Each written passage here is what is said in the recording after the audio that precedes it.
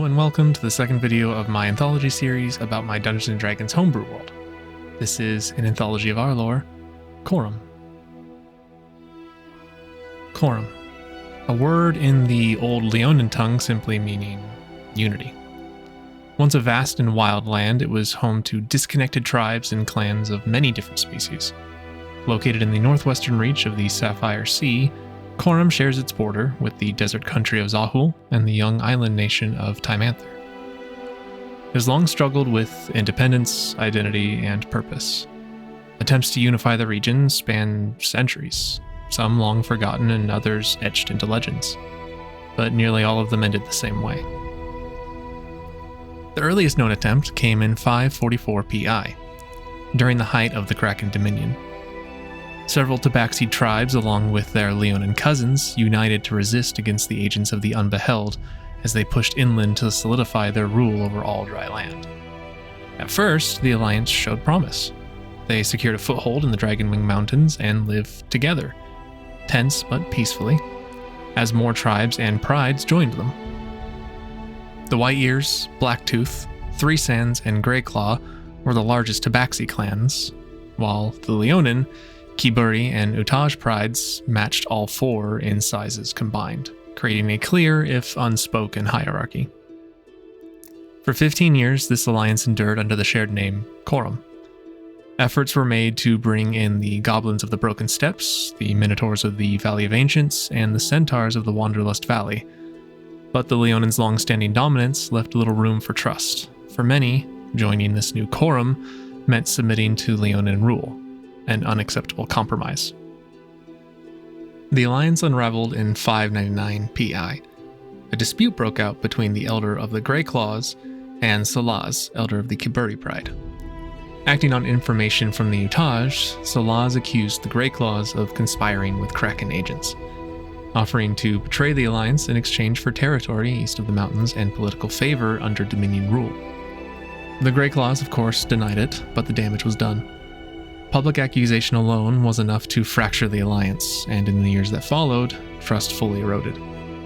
The Dominion capitalized on the chaos. The Kiburi and the Utaj were left alone in the mountains and were driven from them. And then, like much of the world at the time, the region fell under Kraken rule. Chorum's name wouldn't resurface until 1147 PI, when the Kraken Dominion, spread thin and weakening, faced rising resistance from across Arlor. Among the most notable was the Concordant of Tides, a reformed alliance of aquatic civilizations that had once failed to stop the Dominion and had since gone into hiding to rebuild. This time, they sought new allies. One such ally was the Kitheric family, a reclusive Yonti bloodline that had survived decades in the Krish jungle. They maintained strained but vital relationships with the remaining Blacktooth Tabaxi and with Goblin and Hobgoblin tribes in the Broken Tree Forest. After nearly a year of negotiation, the Kitherics joined the Concordant and began rallying what forces they could. 10 years later, a full-scale counteroffensive launched across all of Arlor. After weeks of brutal fighting, the Kraken Dominion finally collapsed under the weight of its enemies. The Kitheric-led alliance claimed victory across their lands, and in the aftermath they formed a formal government, and revived the name Chorum. This time at the suggestion of one of the surviving Leonin prides in honor of the resistance that once was. This second Chorum lasted barely 3 decades. Infighting among the Kitherics destroyed the ruling bloodline, and the alliance fell apart with them. Once again, Chorum dissolved. In the centuries that followed, the name re-emerged from time to time under smaller, localized banners, but none would shape the future of the land as deeply as the mass migration that followed from the land of Zahul. At the time, Zahul was a land of scorching winds, endless dunes, and brutal sunlight. It was ruled by the Scion of the Sands, a tyrant blessed by the god Shakar. Werejackals, Shakar's favored, held power, while other therianthropes were seen as lesser. Marginalized and abused, many fled. These exiles crossed into the east, into the wild, unsettled land that would one day become Chorum. The region was still contested by many different species, with scattered human villages clinging to survival amid Leonin hunting parties, goblin raids, and minotaur clans roaming freely. The arrival of the Therianthropes shifted the balance, however. They were stronger and more resilient than the humans, and the humans offered shelter, knowledge of the terrain, and a means to live off the land beyond hunting wild game. What began as mutual dependence slowly became something deeper. Cohabitation led to intermarriage, and bloodlines blended. Over generations, the human settlers began to change. They developed claws, sharper teeth, slit pupils, and patches of fur. Each Therianthrope bloodline left its mark. Jackal cunning, ursine endurance, feline speed, all grounded and held together by the adaptability of human ancestry. They weren't hybrids, they were something new. Eventually, they would take the name Shifters. Shifters proved highly fertile and genetically flexible, capable of having offspring with each other and even other species. Their population surged, and with it, their influence. Within a few short generations, they became the dominant people in the region. Most other groups either allied with them or were quietly pushed aside. But the Leonin did not surrender easily. They had ruled the land for generations, and the idea of playing second to anyone else was intolerable. They fought to maintain their dominance, but in the face of rapidly growing shifter population, they were simply outnumbered. Eventually, the two largest remaining prides, the Kitokezo and the Zaidi, recognized the inevitable. They approached the largest of the shifter settlements and offered an alliance. By then, the land was already changing. Camps dotted the mountains, mines opened up, grasslands gave way to roads in early settlements. The world was moving on. For the first time, the Leonin had to adapt rather than control.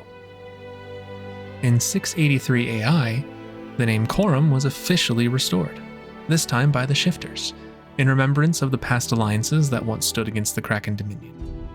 The land prospered for centuries under Shifter rule, but prosperity didn't erase pride. The same tribal and clan-based disputes that had plagued earlier eras returned. The Shifters attempted a democratic structure, giving every voice a chance to be heard, but the system eroded over time. Dissenting voices were first ignored, then gradually silenced by the loudest and most powerful. Meanwhile, the world beyond Chorum moved on even further. New nations rose, old ones expanded, and across the Sapphire Sea, the Romal Empire began to spread. Settlers from the Empire were sent in two directions, east towards the wilds of the Wildergreen, and west towards Chorum. On Chorum's eastern edge, the Empire established small settlements along the Bloodied Coast and near the Weavewood.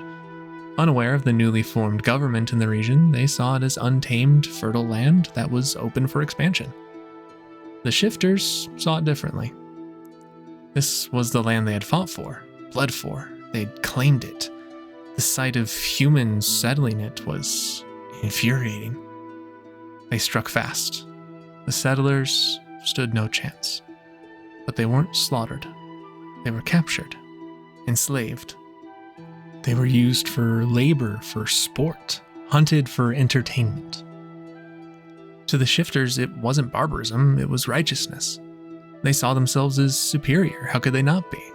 Evolved beyond the soft-skinned humans and their kin, in their eyes, dominance wasn't just proven through war, it was maintained through ownership. In 698 AR, Emperor Hendrik Kurd declared war on Chorum. But before the Empire could respond in full, the world broke. Oladra, the goddess of magic, was slain. Her death in her realm shattered the weave, the force that powered magic across the entire world. The spell plague began. For 10 years, magic spiraled out of control, warping time, collapsing mountains, and erasing entire towns. Chaos reigned. In the midst of it, the Shifters acted. Power was consolidated. A single ruler was elected with a clear line of succession should disaster strike. The position, meant to be temporary, endured well beyond the spell plague's end.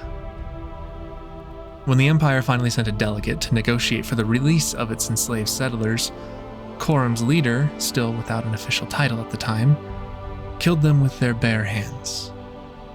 The escort of this messenger was sent back with another message. Chorum is almighty. I lead Chorum. Run back to your empire and tell them to stay away from my lands. From that moment on, the people called their ruler the Almighty. The war ignited in full and would burn for over a century. The Romal Empire gained ground along the bloodied coast and along the edges of the Dragonwing Mountains, but they could never breach the mountains. They were a perfect natural barrier protecting the heart of Chorum. In 121 AP, Emperor Avadine Kurd was assassinated in the city of Stolorum. With his death, the Empire's war effort collapsed overnight. Chorum retaliated, driving the Empire forces back into the sea. But the Almighty wasn't satisfied. Consumed by ambition, they began planning an invasion of Romal soil. The target was the capital city of Stolorum. The advisors and clan leaders warned against it, urging caution and diplomacy, restraint. But they were all ignored. The Almighty saw weakness. A newly crowned empress, Leona Kurd, known for her anti-war stance, in their mind was the perfect opportunity to finish the conflict on their terms. But the attack never came. The Almighty was found dead in their chambers, a single dagger buried in their neck. No suspects, no trial, no closure. The war died with them. Power passed quickly to their former advisors. Together, they brokered a new agreement. Chorum would no longer be ruled by one, but by many, as it had been originally. The Tribal Alliance was born. Delegates from this alliance were sent to the Empire to negotiate an end to the war. Empress Leona's terms were fair, and peace was brokered and held. But even now, the two nations can hardly be called friendly. The Tribal Alliance consists of 77 seats, always kept to an odd number to avoid stalemates. It is a council meant to give every tribe, clan, and people a voice. But cracks are already forming. Leonin prides are pressuring smaller factions, shifters with their overwhelming numbers are quietly replacing dissenters with loyalists, Yuan-Ti plot in the shadows with assassinations, influence, and control. Chorum has always worn the mask of unity, but whether it can ever wear it truthfully remains to be seen. With the explosive growth of the shifter population, the landscape of Chorum shifted rapidly, from a harsh wild terrain to one that began to resemble a civilization. Towns and villages rose and fell almost as quickly as the sun, but a few endured, standing the test of time. One such city is Dark Cove. Located at the edge of the now receding Krish jungle, Dark Cove is home primarily to Yuan-Ti and other lesser lizard folk. Though, like all cities in Chorum, it has a sizable shifter population. It holds a unique role as the only non-military port in the country, giving the Yuan-Ti who oversee it near total control of what comes and goes by sea. Following the rough roads to the northwest brings us to Raga, the second largest city in Chorum and once the capital. Situated along the hollowed lagoon and just south of the arid dunes, Raga has a humid, sort of tropical climate. It was the cultural and political heart of Chorum before the death of the Almighty. Her downfall in this very city made shifting the capital a symbolic gesture. The new capital lies almost directly east, the city of Korthus. Built along the edge of the Wanderlust Valley and nestled in the Savage Woods, Korthus is more centralized than most, nearly equidistant from Chorum's major settlements. Its crowning achievement, constructed after the formation of the Tribal Alliance, is the Mahali Dome, a massive structure of polished bronze and intricate glass, standing as a monument to what modern Chorum could become, even if many of its citizens still choose to live in the old ways. And no city clings to the past more stubbornly than Oasis. Located northwest of Korthus, deep in the Crystal Flats, it was once a vibrant paradise, lush, blooming, and built around a flowing spring, surrounded by wildflowers and thriving wildlife. But when the spell plague hit, the water turned brackish and eventually ceased flowing altogether. The forest died and the surviving wildlife was twisted into cruel versions of what they once were. Still, the people of Oasis remain, clinging to the past even as the land has moved on around them. On the far eastern edge of Chorum lies its most recently established city, Toril. Originally built as a military fort during the war with the Romal Empire, it was part of an effort to formally settle the region east of the Dragonwing Mountains. Toril is partially built into the Grand Pespis, a massive plateau overlooking the sea. The cliffs are riddled with natural cave systems and underground springs that pour out into the ocean, providing the city with protected inland route to the sea. It's more defensible than a standard coastal city with it nestled atop the cliff face and has since grown into a permanent settlement.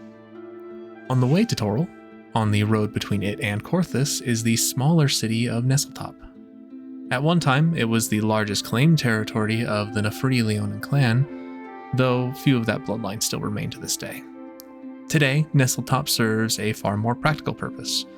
It is the primary mining settlement for all of Chorum, with hundreds of mine shafts carved into the mountainside and scattered throughout the valley below. Iron, silver, copper, and the occasional precious stone all pass through its gates. But the bounty of the ground isn't the only thing traded here. Nestletop is also home to Chorum's largest slave market. Known formally as the Ranch and more crudely the Pig Pen, it's where slaves are auctioned openly, mostly humans and elves, though dwarf, halfling, and gnomes are known to grace its auction stage occasionally. Beyond these larger cities, Chorum remains dotted with traces of the old ways. Tabaxi clans still roam their ancestral grounds with names like Blacktooth and Three Sands surviving the centuries. Others like the Snowpaws and the Moontails have also carved out long-standing legacies. The Leonin prides have largely faded as a tribal force. These days they occupy a role more akin to nobility, wielding wealth, prestige, and intimidation from within city walls. A few still choose the old life, maintaining raiding prides in the wild, but they're exceptions rather than norm. Goblins remain scattered throughout the land, with a concentration of tribes living near the western base of the Dragonwing Mountains. The Minotaur clans, meanwhile, continue to dominate the Valley of the Ancients, claiming it as their traditional homeland. Centaurs still roam the ancient paths carved into Chorum's terrain, and in the north, small amphibious folk have begun forming their own villages, tucked into the frozen fen, the dead morass, and even as far as Banshir Island. Chorum is resilient. It has survived in spite of itself. Broken alliances, old pride, and constant inner conflict. Slavery remains openly practiced in much of the land, especially in the cities. Humans, dwarves, elves, and other so-called pink-skinned races are often bought, sold, and owned by powerful shifter families, Leonin nobles, or tribal warlords.